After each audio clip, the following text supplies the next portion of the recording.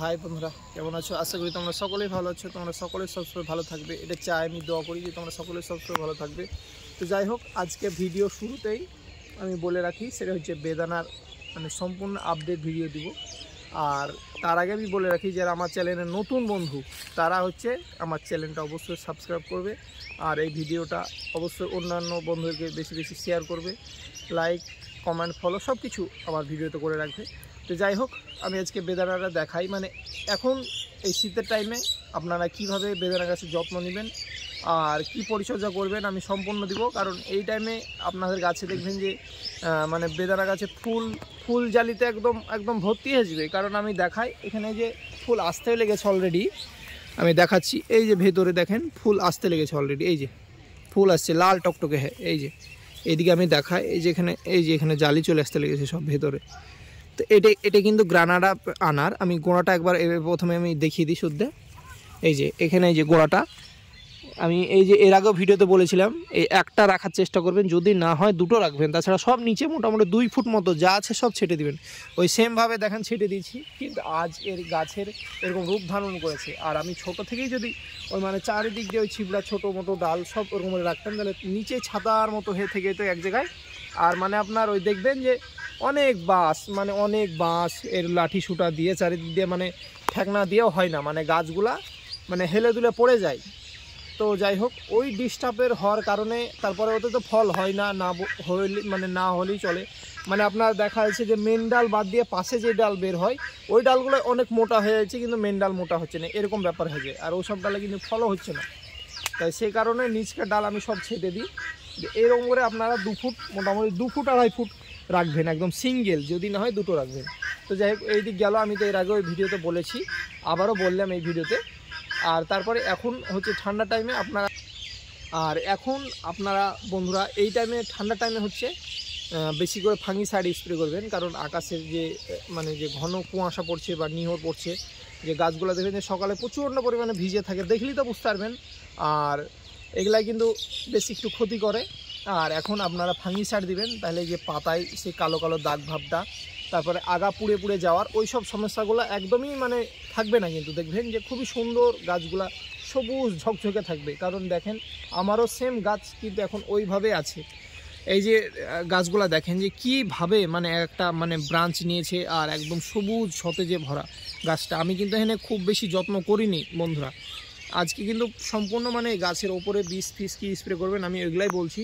যেমন বীজ তো সত্যি বলতে গেলে বীজ কোনো দিনই লাগে না বেদানাতে, ব্যতিক্রম কোনো পাতাতে পোকা টোকা লাগলেও হয়তো ইমেজ দিলেন বা যে কোনো নর্মাল বীজ দিলেই হবে। বিষের দিক গেল, তারপর আপনার ফাঙ্গাসের দিক, আর হচ্ছে মেন হচ্ছে ওই যে মাকড়ের দিক। এই দুটো আপনাকে দিক যদি খেয়াল রাখেন, আপনাকে আর বেদানা করতে গেলে কিছু ভাবতে হবে না। আপনি হচ্ছে বেদানা গাছে ওই দিবেন ফাঙ্গিসাইড, যেমনি অ্যামিস্টার টপ দিবেন, তারপরে রিডামিল গোল্ড, তারপরে ব্লাইটক্স কপার, এইসব ফাঙ্গিসাইডগুলো দিবেন, ঠিক আছে। তারপরে আর ওই আপনার হচ্ছে কি মাকড়ের জন্যে যে আগাগুলো পুড়ে পুড়ে যায়, তারপর আগা থেকে কুকড়া হয়ে যায়। আমার এখন দেখেন বন্ধুরা, আগাগুলো কি সুন্দর সবুজ, একদম সবুজও বলা ফুল, এখন লাল হয়ে বের হচ্ছে আগাটা, লাল কি সুন্দর লাগছে, ঝকঝক করছে। এটা আস্তে আস্তে আবার সবুজ হয়ে যাবে, সবুজে পরিণত হয়ে যাবে। আর এই আগাটাই দেখবেন যে অন্য টাইমে দেখা যাচ্ছে আগা থেকে পুড়তে পুড়তে কালো হয়ে নেমে যাচ্ছে, ওটা হবে না।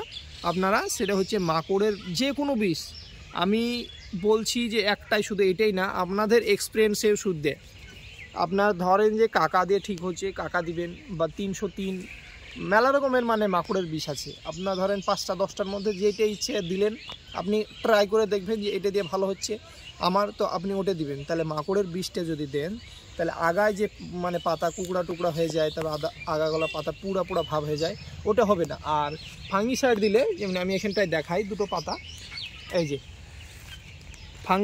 এই যে ফাঙ্গাসটা লাগছে পাতাতে, দেখেন এইরকম এই যে হলুদ ছোপ ছোপ কালো দাগ হয়ে আছে। শুধু পাতা বয়স্ক হয়ে বলে না, নতুন দেখবেন যে একটু কচি সবুজ পাতা হতে না হতেই এই পাতাতে ফাঙ্গাস লেগেছে। যেমন আমি এখানে একটা পাতা দেখাই, এই পাতাটা কিন্তু খুব বয়স না, এটা কিন্তু লাগার এখন ছিল না, বয়স ছিল না, তবুও এটা লেগেছে। কারণ এখানে ফাঙ্গিসাইড লাগবে, সেটা হচ্ছে আপনার এখানে ব্লাইটক্স কপার বা অ্যান্ট্রাকল, অ্যামিস্টার টপ বা যে কোনো ফাঙ্গিসাইডগুলো দিবেন, তাহলে গাছ দেখবেন যে আপনার এরকম চকচকে থাকবে। আর এখন আপনার ফল আনার কৌশল কিছু, সেটা হচ্ছে গাছের বয়স হলে তো অটোমেটিক। আর বন্ধুরা এখানে হচ্ছে আপনারা যেমন করবেন সেটা হচ্ছে মিরাকুলাম দিবেন। আর অবশ্যই ফলে মানে গাছের বয়স হলে তো অবশ্যই ফল অটোমেটিকই চলে আসবে, এটা নিয়ে কোনো চিন্তা নাই। আর তার সাথে মাঝে মধ্যে মিরাকুলাম স্প্রে করবেন, তাহলে গাছগুলোয় দেখবেন যে সুন্দর এবারে ফল ফুলে ভরে যাবে আস্তে আস্তে। তখন ফুল যখন এরকম আসবে, এই যে আমি দেখাই, এই যে ফুলের এই যে তোড়াগুলো আসছে এরকম ছোট ছোট, এই যে জালি ফুলগুলা এরকম যখন ফুল আসবে আপনার এরকম টাইমে যে কোনো ফাঙ্গিসাইড দিবেন। এই যে এখানে এটা কিন্তু মহিলা ফুল না, যদিও আমি ছিঁড়ে দেখাচ্ছি, এটা যেমনি পুরুষ ফুল। এই যে আগাটা সামান্য দেখেন যে এখানে কিন্তু এই যে মানে এই যে এটাকে অ্যানথ্রাকোনোজ রোগ বলছে, এটার জন্যে আপনারা কিন্তু ফাঙ্গিসাইড দেখবেন যে ফাঙ্গিসাইড দিবেন, তাহলে কিন্তু এখানে আপনার ফাঙ্গাসে কোনো অ্যাটাক করবে না, তাহলে দেখা যাবে। তো তখন ওই ফাঙ্গিসাইড মানে অ্যামিস্টার টপ বা এইসবগুলো যখন দিবেন তো এইটা আর হবে না। কিন্তু যদি এটা কিন্তু মহিলা ফুল না, এটা পুরুষ ফুল, এটার কোনো দরকার নাই, তাই আমি ছিঁড়ে ফেললাম। আর তাহলে আপনাদের ওই ফাঙ্গাসের দিক গেল আর মাকড়ের দিক গেল। আর আপনার বীজ তো বলে দিলাম, যদি পোকা লাগে তাহলে বীজটা দিবেন। আর গাছকে এইভাবে যে হেলে দুলে পড়ে যাবে না, আমি এটাও বলে রাখি যে হয়তো অনেকজনা কিন্তু কিছু দেয়ও না, যে দেখা আছে গাছ না গাছ হয়তো লাগিয়ে দিল, হয়তো সবাই যত্ন করে অবশ্যই, আবার অনেকজন হয়তো কাজের ক্ষেত্রে বা অনেক ক্ষেত্রে দেখা যাচ্ছে যত্ন করতে পারলো না, হয়তো গাছটা অবহেলায় দেখা যাচ্ছে হেলে ধুলে পড়ে থাকলো, বা গাছে অনেক ওই যে গোড়ায় মানে সব জমে গেল, মানে প্রচুর ডাল বেরিয়ে, ডালগুলো ছেটে দিতে হবে। আর যেমনি গাছগুলো যেন হেলে দুলে না পড়ে যায় তার জন্য এরকম একটা দেখবেন যে আপনার স্টিক খাড়া করবেন। এই যে আমি এখানে যেমনি লোহার একটা স্টিক মানে দিয়েছি, মানে অ্যাঙ্গেল টাইপের, এখানে যেমনি এটা আমার দেওয়ার কারণ, এখানে বেঁধে আমি ডালগুলো এরকম একটা টান দিয়ে এক জায়গায় গুছিয়ে দিতে পারবো। যেমনি এই ডালগুলো এখন আমার আস্তে আস্তে বড় হচ্ছে, তাই এরকম করে বেঁধে আমি এটাতে দিয়ে দেবো। মানে আপনার দেখেন এই গোড়ায় একটা দিলেই হবে, যেমনি এটা আমার আকার আছে পুরনো, এটা না দিলেও চলবে, কারণ এটা আমার খুলে ফেলবো কিছুদিনের মধ্যে। একটাই আমার সাপোর্ট দেখেন, তাহলে এটাতে একটাই সাপোর্ট দিলে কি আপনার দেখবেন যে গোড়াটা অনেক মানে জঙ্গল হয়ে থাকবে না, মানে পরিষ্কার সুন্দর একটা ঝকঝকে, মানে দেখতে একটা সৌন্দর্য ভালো লাগবে। এবার সেখানে আপনার ওই লোহার রড যদি মানে না কেনা হয়, তাহলে আপনার ওখানে একটা শক্তপোক্ত মোটা অঙ্কের বাঁশ বা যে কোনো লাঠি দিবেন, তাহলে দেখা আছে যে গাছটা হেলে দিলে পড়বে না, বাঁশটাতে আপনি আটকে দিবেন। বা এরকমও করতে পারেন, এরকমের একটা গ্রিলের মানে রড পুঁতে দিলেন, তাহলে একটা মানে এসেই হবে, হয়তো একটা বাঁশ দিলেন বা একটা রড দিলেন, তাহলে আপনার মানে এটা পোতা থাকবে, তাহলে গাছগুলো আর হেলে দিলে পড়বে না, বা ঝড় হলে গাছগুলো কোনো দিকে কাতকুত হয়ে পড়বে না, গাছটা দেখবেন যে সুন্দরভাবে ডালপালা ছেলে অটোমেটিক বড় হবে, তখন অটোমেটিক ফল ধরবে। আর তো যাই হোক, ভিডিওটা আমি খুব বেশি লম্বা করবো না, ভিডিওটা এফডি শেষ করছি। বন্ধুরা ততক্ষণ ভালো থাকবেন, সুস্থ থাকবেন, আবার নেক্সট ভিডিওতে আসছি। আর আমি একবার ঠিকানাটা আমি বলে দিই, আমার ঠিকানা হচ্ছে মুর্শিদাবাদ বহরমপুর থেকে আমার এই জলঙ্গি রোডে মাত্র 8 কিলোমিটার, রাজীব নার্সারি। আমার কন্ট্যাক্ট নম্বর 90 64 15 37 95। যাই হোক, ভিডিওটা এফডি শেষ করছি বন্ধুরা, নেক্সট ভিডিওতে আবার আসছি।